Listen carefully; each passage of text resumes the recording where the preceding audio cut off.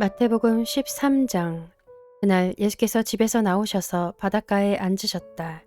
많은 무리가 모여드니 예수께서는 배에 올라가서 앉으셨다. 무리는 모두 물가에 서 있었다. 예수께서 그들에게 비유로 여러 가지 일을 말씀하셨다. 그는 이렇게 말씀하셨다. 보아라, 씨를 뿌리는 사람이 씨를 뿌리러 나갔다.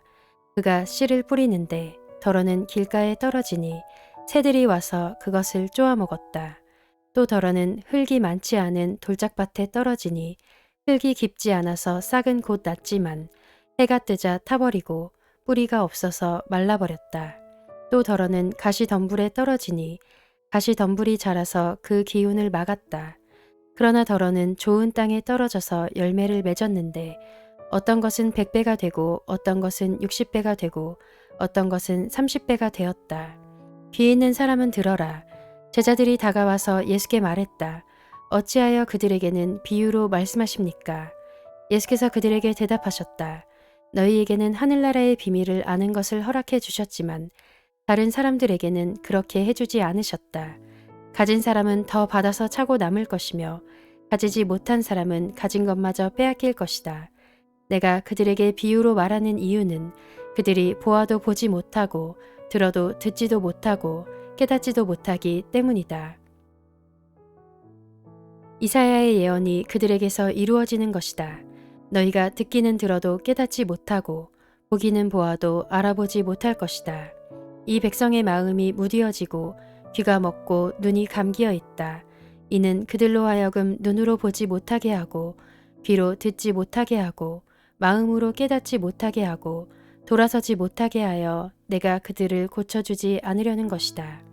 그러나 너희의 눈은 지금 보고 있으니 복이 있으며 너희의 귀는 지금 듣고 있으니 복이 있다. 그러므로 내가 진정으로 너희에게 말한다. 많은 예언자와 의인이 너희가 지금 보고 있는 것을 보고 싶어 하였으나 보지 못하였고 너희가 지금 듣고 있는 것을 듣고 싶어 하였으나 듣지 못하였다. 너희는 이제 씨를 뿌리는 사람의 비유가 무슨 뜻을 지녔는지를 들어라.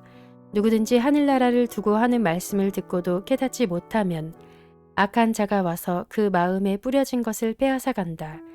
길가에 뿌린 씨는 그런 사람을 두고 하는 말이다. 또 돌짝밭에 뿌린 씨는 이런 사람이다. 그는 말씀을 듣고 곧 기쁘게 받아들이기는 하지만 그 속에 뿌리가 없어서 오래가지 못하고 말씀 때문에 환난이나 박해가 일어나면 곧 걸려 넘어진다. 또 가시덤불 속에 뿌린 씨는 이런 사람이다. 그는 말씀을 듣기는 하지만 세상의 염려와 재물의 유혹이 말씀을 막아 열매를 맺지 못한다.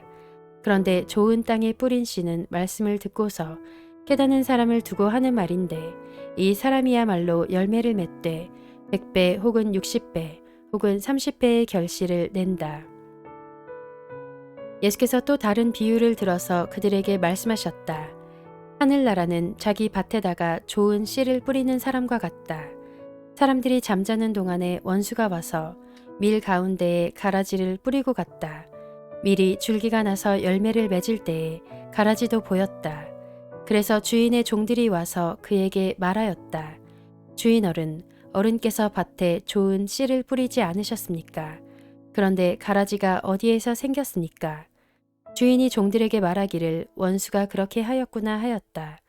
종들이 주인에게 말하기를 그러면 우리가 가서 그것들을 뽑아 버릴까요? 하였다. 그러나 주인은 이렇게 대답하였다. 아니다. 가라지를 뽑다가 가라지와 함께 밀까지 뽑으면 어떻게 하겠느냐. 추수 때까지 둘 다 함께 자라도록 내버려 두어라. 추수할 때에 내가 추수꾼에게 먼저 가라지를 뽑아 단으로 묶어서 불태워 버리고 밀은 내 곳간에 거두어 드리라고 하겠다. 예수께서 또 다른 비유를 들어서 그들에게 말씀하셨다. 하늘나라는 겨자씨와 같다. 어떤 사람이 그것을 가져다가 자기 밭에 심었다. 겨자씨는 어떤 씨보다 더 작은 것이지만 자라면 어떤 풀보다 더 커져서 나무가 된다. 그리하여 공중의 새들이 와서 그 가지에 깃들인다. 예수께서 또 다른 비유를 그들에게 말씀하셨다. 하늘나라는 누룩과 같다. 어떤 여자가 그것을 가져다가 가루 서말 속에 살짝 섞어 넣으니 마침내 온통 부풀어 올랐다. 예수께서 이 모든 것을 비유로 무리에게 말씀하셨다.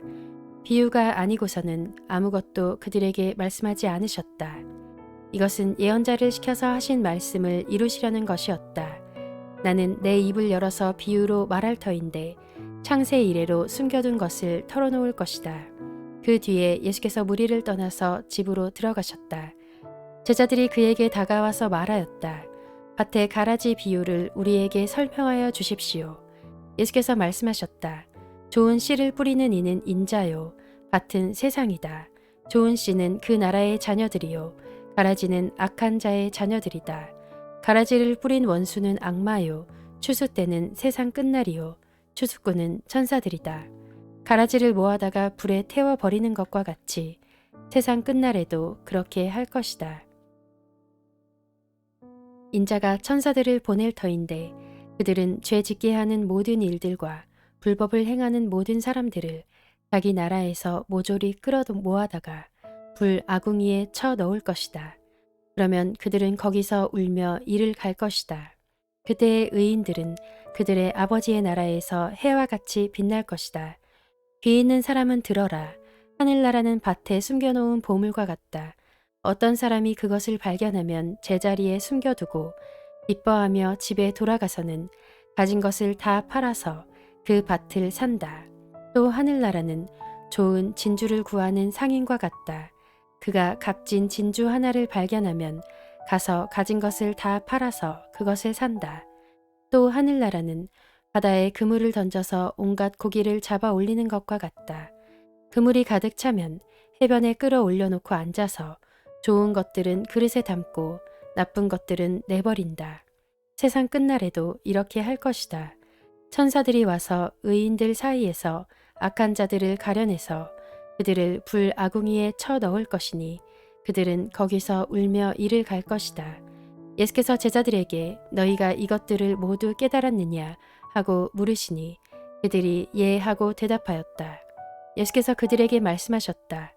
그러므로 하늘나라를 위하여 훈련을 받은 율법학자는 누구나 자기 곳간에서 새 것과 낡은 것을 꺼내는 집주인과 같다.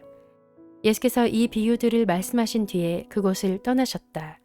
예수께서 자기 고향에 가셔서 회당에서 사람들을 가르치셨다. 사람들은 놀라서 말하였다.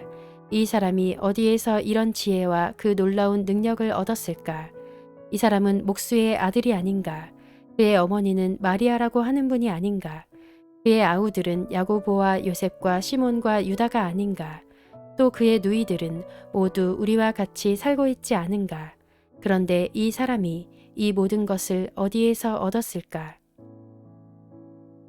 그래서 그들은 예수를 달갑지 않게 여겼다.